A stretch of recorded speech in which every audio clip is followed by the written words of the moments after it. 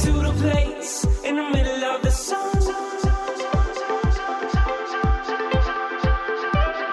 And we'll sing this song, sing it one by one. What's up, Love Tribe? Hey guys, thanks for tuning in.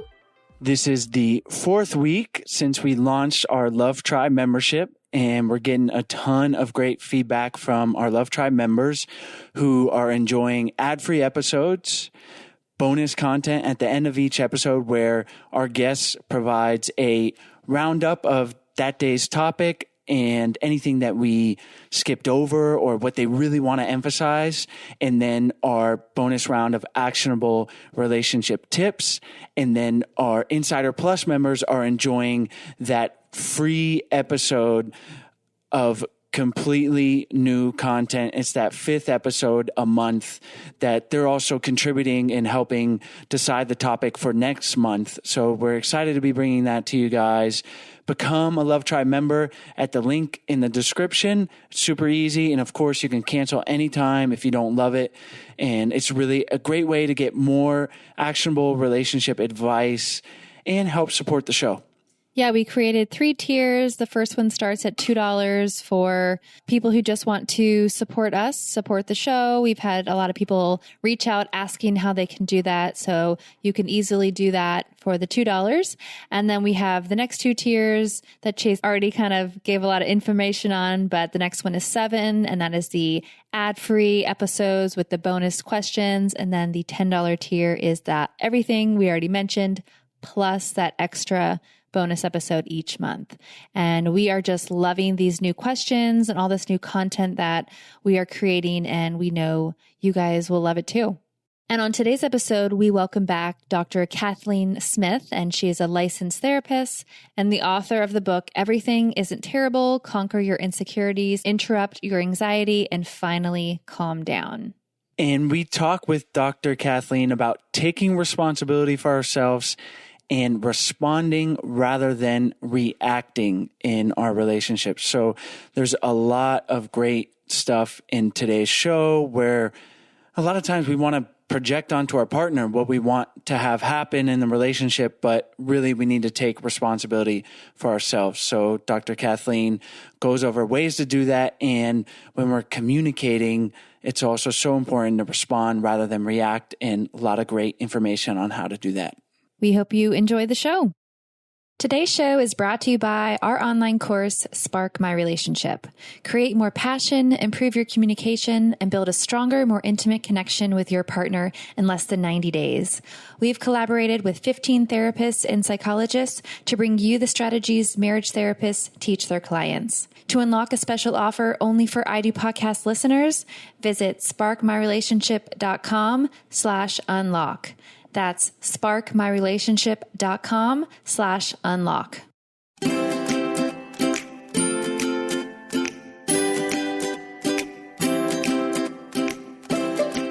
Hey, Kathleen, thank you so much for joining us back on the show. Yes, I'm happy to talk. Today, we're going to talk about a couple of things that are much easier in theory than in practice. At least I feel this way. And that is taking responsibility for ourselves and responding rather than reacting. So let's start and talk about, and these things are probably a little bit connected, as we'll find as well. So let's jump in and talk about taking responsibility for ourselves. Maybe we can start with why we defer, or maybe not defer is the wrong word, but seem to not do that in some cases. Yeah, I mean, I think a funny thing happens when you enter a relationship, right? All this capacity and ability that you once maybe had as a single person, a little bit of it kind of disappears, right? You know, I think about things I used to do on my own, like take out the trash, you know, and now that's my husband's responsibility. And when I have to do it, it feels like this Herculean task, and, you know, and I ask myself, why is that? And there's something about being in a relationship, you lose a little bit of self, I think, and it just gradually occurs over time. And you really have to kind of be on the lookout for that, because I think it's just a natural process when you're involved with somebody else. I'm sure, obviously, there's varying degrees of codependency. But if we're just kind of relying on our partner for obviously like household task type things, but then emotionally, maybe we're ceding that responsibility and projecting our happiness or our unhappiness onto them and making them responsible for the way we feel. Can you talk a little bit about that? Yeah, I know. I think, when you're close with someone, when someone's available to you a lot of the time, they quickly become sort of a mechanism for calming yourself down, right? It's much easier sometimes to ask someone else to reassure you, to tell you things are going to be okay, to manage your anxiety for you. And I don't think there's anything wrong with that. It's good to have people to support you and be there for you. But when it becomes this automatic response, when you lose a little bit of that capacity yourself, it can get you into trouble because it's really important to be able to calm yourself down. It's important to be able to think clearly and decide things for yourself. And so I think when we rely on other people or on our partners to do that all the time, that muscle sort of starts to kind of atrophy in a way. So what exercises can we do to learn how to calm ourselves down and manage our anxiety? Well, I think the first thing is to just observe. Can you pick a day and write down every time you asked someone to calm you down or to reassure you? Was it texting a friend saying, "Tell me I'm not crazy," or "Tell me this is the right choice"? Was it asking your partner, "Things are going to be okay, right? We're going to figure this out." Just the small sort of subtle ways we ask other people to tell us what to think or how to feel, right? And I think once you start to jot those things down, you really start to realize how frequently it occurs. And it also gives you opportunities to maybe interrupt that behavior and try to calm yourself down. Try to do your own thinking first before you just borrow the calmness or the confidence of everybody else around you. To me, this is a tricky one because it's a balance. Like, how do you know? I mean, I know there's probably not a wrong or right answer, but how do you know if you're relying too much on others? It's like the whole point of relationships with our partner, with friends, is that social interaction. And we talk about ideas and things, but we also talk about how we're feeling and our problems. And it feels good to do that with the people in our lives. But how do you know if you're doing it too much, or how to find that balance? I think what a lot of people find is if they do it too much, when things are really stressful, it kind of backfires. I think a lot of people, when the pandemic started, they started to realize that suddenly they were in close quarters with their spouse, and maybe some of this reliance, it got amplified because the more distress there is, the more automatically we tend to rely on other people. And I think that this was leading to conflict and a lot of irritability in relationships because people didn't want to calm each other down all the time. They were anxious. They were anxious themselves, right? And so I think just recognizing when you start to kind of get some irritability or conflict, that's probably a sign that there's a little bit too much of a kind of a loss of self, maybe in one partner or in both partners. And I think that that's what happens. I think the other way to tell if it's maybe there's too much reliance is it an automatic thing or is it a choice? Are you thinking and saying, what, I need to have this conversation with my partner. I need to ask for their support because I think that's what's going to get me through this challenge right now. Or is it just your automatic response? And I think if it's automatic, if you don't do that thinking, it's probably more of an anxious response that maybe isn't going to be helpful in the long run. Those are a couple of good things to think about. One of the examples I'm thinking of is obviously our partners, unfortunately now, maybe not as much, but we're both working, and one partner gets home and you're like, "Hey, how was your day?" And days can be stressful, or maybe the other partner is with the kids and we're sharing that and it feels good to share that. And that's how we're connecting and supporting each other. That's probably healthy, right? And how would we know? I think that's a good example that you gave is it a choice or automatic? So if that's a choice, I'm like, I could deal with this, but I want to share with my partner and that's okay. Even if it was on a daily basis, right? I'm asking for a friend. Yeah.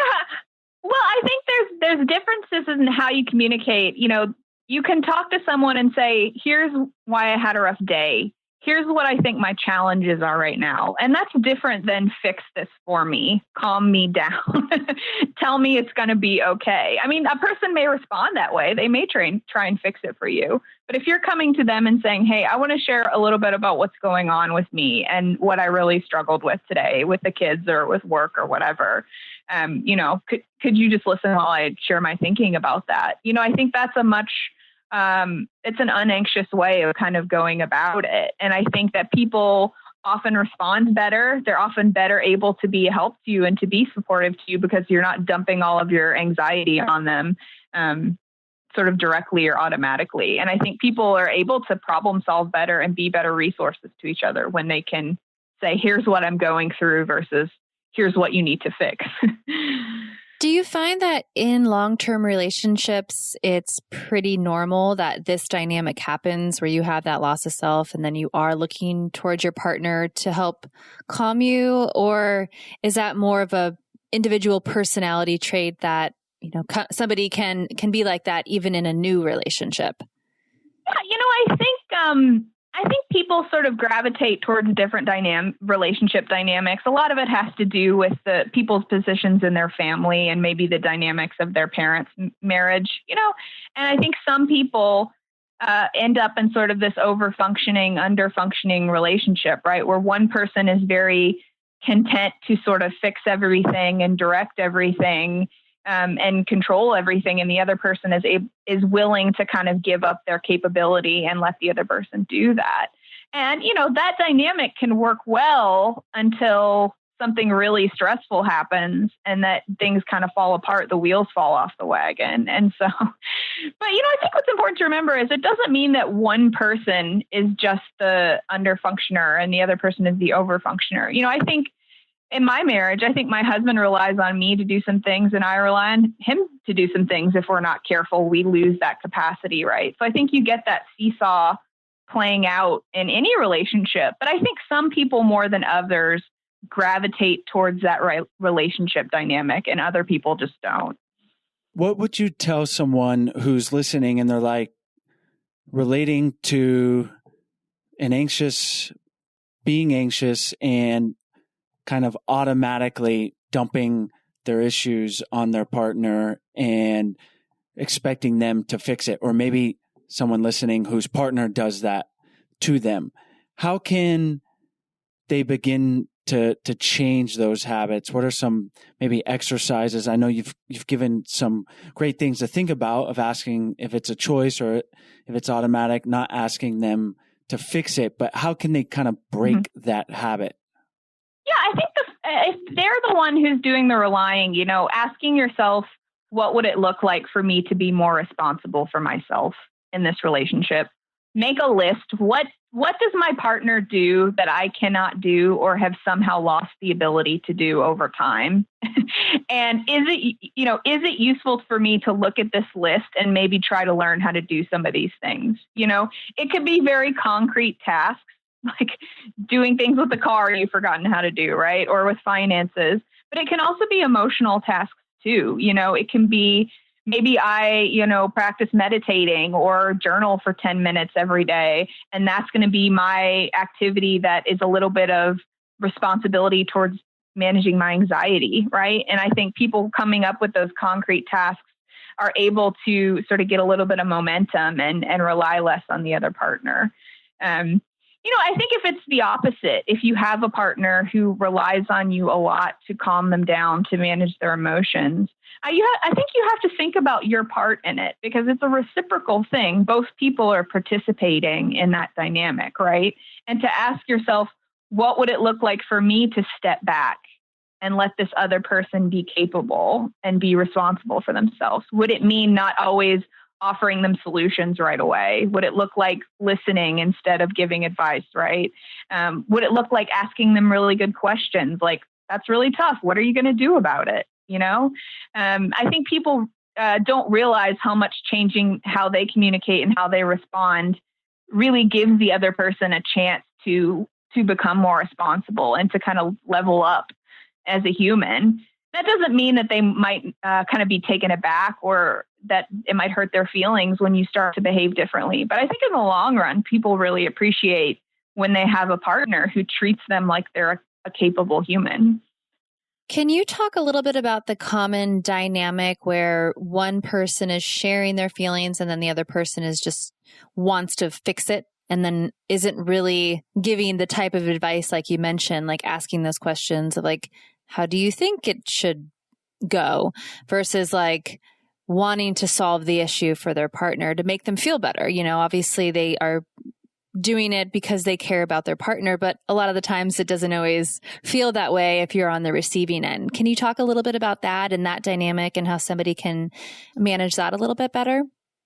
Oh, yeah. I mean, I think we can all say from personal experience, we don't really like it when we have poured our heart out and someone says, well, why don't you just do this? You know? Often that causes a lot of friction, right? Yeah. But I think if you can recognize that that's an anxious response too, that some people, when they feel your distress, their way of calming everything down is to try and take over and tell you what to do. I think you can take it a little less personally. It's not that they think you can't handle it or that you're dumb, right? It's just what they do when they feel the anxiety or when they feel the uncomfortable emotions.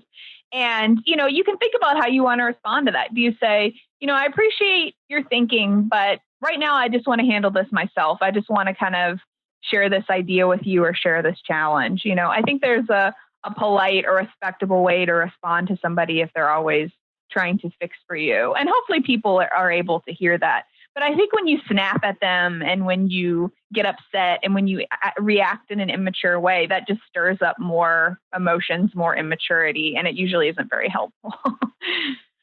I love the phrase you used. That's really tough. What are you going to do about it?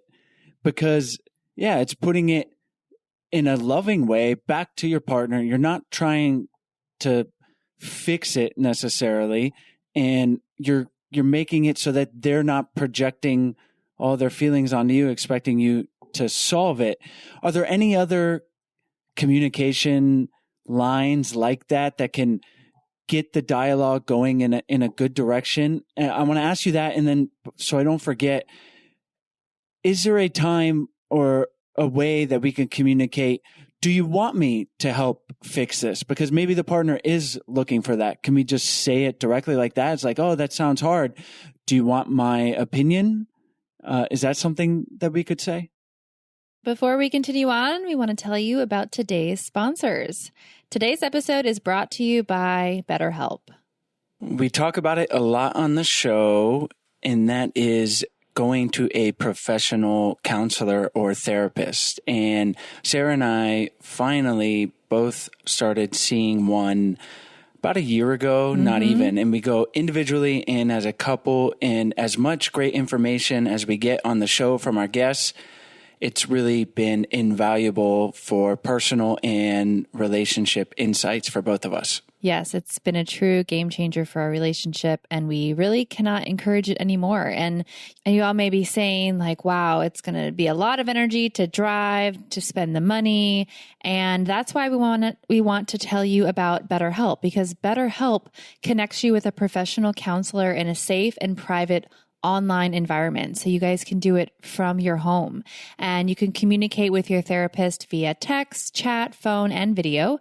And you can choose from over 3,000 U.S. licensed therapists across all 50 states that specialize not only in relationships, but also depression, stress, anxiety, self-esteem, anger, trauma, and many more issues. In fact, so many people have been using BetterHelp, they are recruiting additional counselors in all 50 states. And anything you share is confidential. And if you're not happy with your counselor for any reason, you can request a new one at any time for no additional charge. BetterHelp is secure, convenient, and professional. And best of all, like we mentioned, it's truly an affordable option. We want you to start living a happier life today. As a listener, you'll get 10% off your first month by visiting BetterHelp.com/IDo. Join over 1 million people taking charge of their mental health. Again, that's BetterHelp, HELP.com/I-do. Today's episode is also brought to you by Uberlube. Lube is the key to maximizing pleasure, whether you're alone or with your partner. So if you don't know, now you know. And if you're going to lubricate, you want to make sure it's done with the highest quality, body-safe ingredients. And nothing beats Uberlube. Uberlube truly is for everyone. Thousands of doctors recommend Uberlube as their go-to solution for patients experiencing dryness. Uberlube's simple ingredients list makes it widely used by people with sensitivities to other lubricants. And people can use Uberlube outside of the bedroom for hair control, like for frizziness, for chafing, for those athletes, for massages, and so much more. And Uberlube lets your skin feel like skin. Lube is supposed to enhance touch, not to overpower it. So Uberlube adds a thin layer that leads to just the right amount of slip while still allowing for skin-to-skin sensations.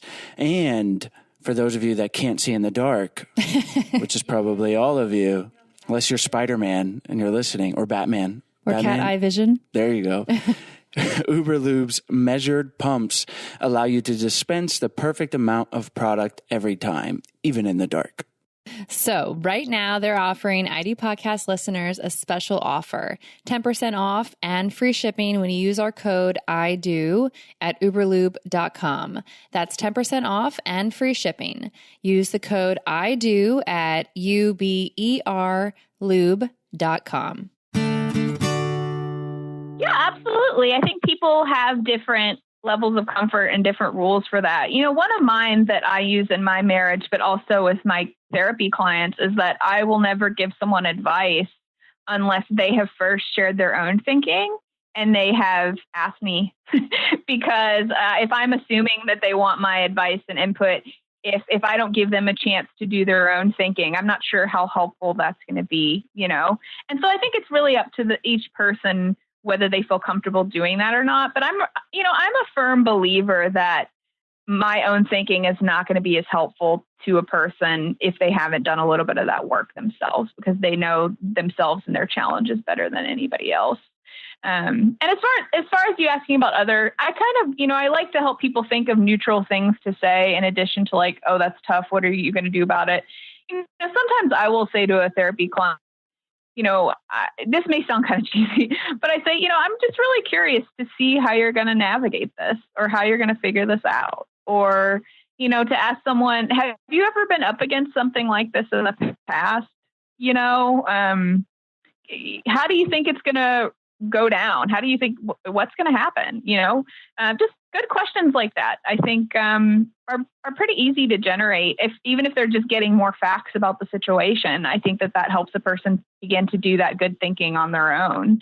And it helps calm things down, because when you ask good questions, a different part of your brain gets used, right? It's that frontal lobe, that sort of more evolved human part of our brain, and not this reactive kind of lizard brain that we have that's just all anxiety, right? And so that just literally asking questions automatically calms another person down most of the time. Yeah, I was about to say, sometimes I feel like asking a question would almost irritate Chase even more. Like you'd be like, but wait, give me your feedback. But then sometimes when you give the feedback, it's not wanted. So there's probably an interesting dynamic there to, in the moment, decide what is the best response. Yeah, and I think it's important to remember that anytime you interrupt a dynamic, the other person, you got to give the other person a little bit of a chance to catch up. Right. Mm-hmm. If all of a sudden I'm asking questions and not trying to fix it for you, the other person's going to go, what? Like, you seem different. Who are you? And that's okay. Give them a little bit of time to catch up and the dynamic will resettle. Right. But anytime you do something different than what you would normally do, it might kind of stir things up a little bit. That's a great point. It's like we interview a lot of people like yourself on the show, and we're getting these tips, and it's like you take that back to your relationship and suddenly your partner's maybe not as informed, hasn't listened to the podcast, and you're like suddenly a relationship Jedi and just doing all these things, asking these questions, and it could probably have some blowback. So, because they're just not prepared for it, and they're used to a certain dynamic, even if it's an unhealthy one. I like to compare it to when people get sober in a family. They think that everyone's going to welcome them and be, be wonderful, but they've changed the dynamic, right? And people may not like that at first, and they have to readjust to it. And I think in relationships, it's the same way if you start to behave differently. So let's talk a little bit about responding rather than reacting, because I feel like this ties into these conversations. Maybe you're sharing this stuff with your partner, and that's going to elicit feelings in both people. The person that's sharing, maybe they're feeling anxious, and then the person responding, and hopefully responding rather than maybe automatically reacting to that same pattern. So what are some ways we can respond rather than react? Well, I think the first thing to note is that reacting is your attempt to manage the anxiety as quickly as possible. So it's what we do to calm things down. And so if you're trying to respond, right, that means you have to put up with the anxiety because you're not doing what you would normally do to calm everybody down, right? And so there's a little bit of discomfort that kind of goes along with interrupting those behaviors. And so I think of responding as sort of, your best thinking in action. It could look like asking those good questions, right? It could look like saying that, you disagree with someone or you have a different opinion, right? As opposed to automatically agreeing with them to calm them down, right? It's not, basically responding is not about relationship pressure. It's not about trying to make the other person happy or about trying to make the person calm. It's about you expressing what you actually believe, what you actually value, regardless of the response, which can be really scary. And we've talked about it with whole episodes dedicated to it, but mindfulness and just being present and not letting our emotions get the better of us, because that is all too common, speaking from personal experience, that just taking a pause, maybe taking a deep breath before sharing something or after something is shared, so that I am responding and not just going down a usually negative reaction. Yeah, one thing I do is I ask myself on a scale of 1 to 100 how distressed or upset the other person is or how anxious they are. And then I imagine, I say, okay, if this person is an 80, responding would look like me trying to be like, I don't know, a 70 or below.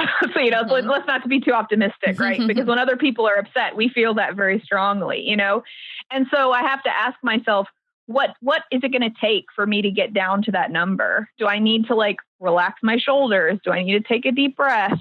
What do I sort of physically need to do to calm myself down and to do good thinking, right, before I respond? And so that's a helpful exercise for me to do, is just to be aware and to estimate how much anxiety is coming at me, right? And then to try and dial at least my part of it down a little bit, because I know I'm going to be so much more useful to my husband, to a therapy client, to a friend, right? If I'm able to do that. That's a great way to think about it, because we probably often are trying consciously or unconsciously to match that anxiety or exceed it. So it's like, okay, I want to be 10 points below whatever just happened that I was on the receiving end, or even better yet, 50. Yeah, it's so contagious and so automatic. So if you're not paying attention, you will automatically jump up to that same level. It's so funny that you mentioned that, because prior to this interview, we were going over some work stuff and pretty quickly things escalated. And then we both found ourselves talking way louder than we normally do, slightly yelling, but it was like we both escalated each other because we were trying to one up each other's volume. So it's very, very interesting how quickly that can happen when you're not aware of those emotions. Yeah, I feel like the volume of people's voices, maybe there's some deeper psychological thing there that the volume and tone escalate, it's just maybe like an animalistic fight or flight, like fight, and we got to match that. Just Sarah giving Absolutely. the example that, and it's not just before the show, but a lot of times. But then if she responds with a much like 10, 20 points lower, it puts my escalation into perspective. But whereas if it's just the same level, it's like, oh, okay, we're both doing the same thing here. But if her tone is like subdued when maybe we were both even higher, and then the tone comes in more subdued, lower level of volume, I'm just speaking from experience, then I'm like, oh, I'm a bit out of line here. And it like adds perspective to what's going on. Yeah. And, I think that's why, we forget that the fastest way to calm down the room is to calm ourselves down, because what we try and do is calm everyone else down, right? Or match their intensity, which is what you just described. But if you calm yourself down, the other person is they recognize it. They feel a little immature maybe, and they readjust a lot of the time. And so I think recognizing that's what responding is putting the focus back on yourself and not on managing the other person. Love that. I've definitely felt immature in those moments when Sarah brings it back down. I'm like, all right, I got a little out of hand there. Well, Kathleen, you've given us and our listeners some great tips. Before we go into the bonus round, are there any things that we maybe skipped over or you want to emphasize before we move on? If you want to hear Kathleen's answer to this question, plus our bonus round of actionable relationship tips, become a Love Tribe member by signing up at the link in the description or on our website. Hey, Love Tribe. We hope you guys enjoyed today's episode. As always, all the important links are on the show notes page on our website at idopodcast.com.